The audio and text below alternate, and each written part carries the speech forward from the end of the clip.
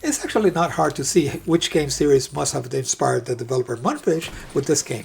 Bioshock, System Shock, things like Half-Life, or Portal. Let's take a look at Atomic Heart on the Steam Deck. We're actually playing it at 1280 by 800, being the Steam Deck's native resolution, with almost all the settings as low as they get. But don't get me wrong, that doesn't matter. The game still looks amazing on that 7-inch screen. And there's barely anything I can say bad about the game as how it plays, because for the most part, the game will approach 60 frames per second almost all around, especially on the internal levels. On the internal levels, it will blip every once in a while to mid-50s, but very few and far in between times. Most of the times, it will actually stay at 50 frames per second.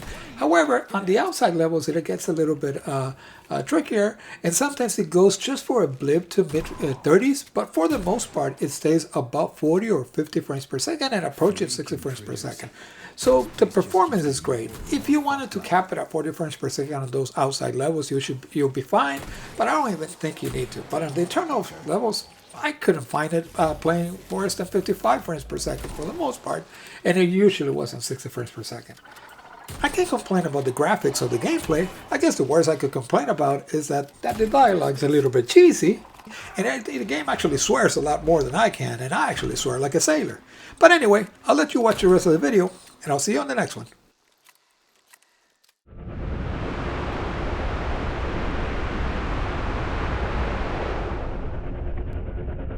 Directly below is Dr. Sechenov's computational center, the main radio processing unit and control nexus for this network node. We are currently flying over sunflower solar farms, capable of supplying electricity to the entire VDNH, as well as the Friendship of People's Park, nearby settlements, and the maglev train lines.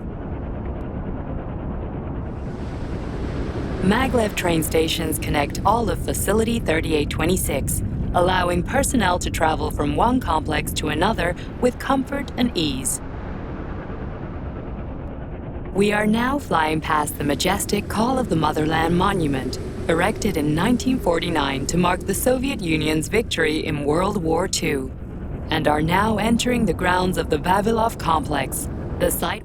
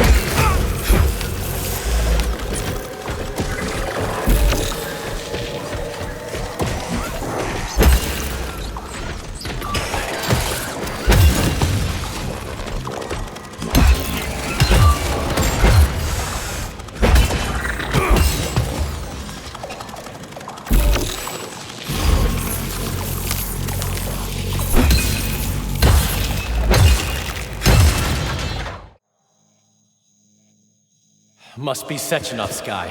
Larissa, did you talk to him? He was attacked by a Burav. We took him to the infirmary and then... I didn't know. I couldn't just let him bleed out. Well, you should have. It would have saved us a whole lot of trouble. It scares me when you talk like that. I'll meet you at the exit. I'm right behind you, honey.